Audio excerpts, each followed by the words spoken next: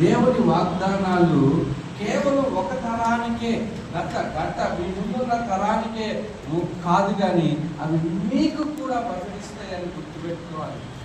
మీకు కూడా దేవుని ఆశీర్వాదం మీ జీవితంలో మీరు చూడగలరు. మీ ప్రార్థన కూడా దేవుడు జవాబు ఇవ్వగలడు. నేను చిన్నవాడిని కదా, నాకేం ప్రార్థన వచ్చు, దేవుడు నా ప్రార్థనే ఆలకిస్తాడని అనుకోకూడదు యవనస్తులు. మీ కన్నీటికి దేవుడు జవాబిచ్చేవాడిగా ఉన్నాడు. మీ ప్రార్థనకు దేవుడు జవాబిచ్చేవాడిగా ఉన్నాడు.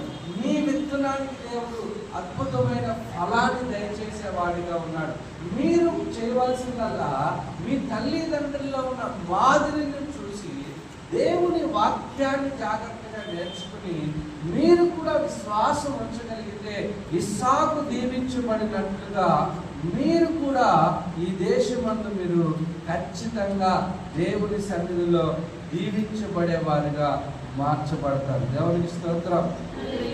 హల్లెలూయా.